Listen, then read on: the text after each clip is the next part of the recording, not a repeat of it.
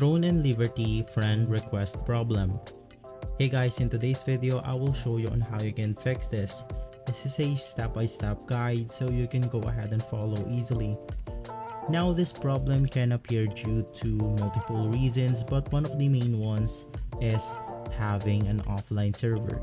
Now to check whether your server is good to go, you want to go ahead and type Throne and Liberty on your browser, and from here you want to search for server status.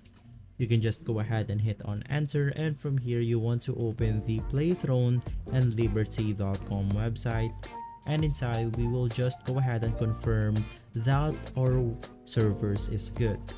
If you're playing on Western America, Eastern America, South America, Europe, Japan, or Oceania, you can just go ahead and click on it.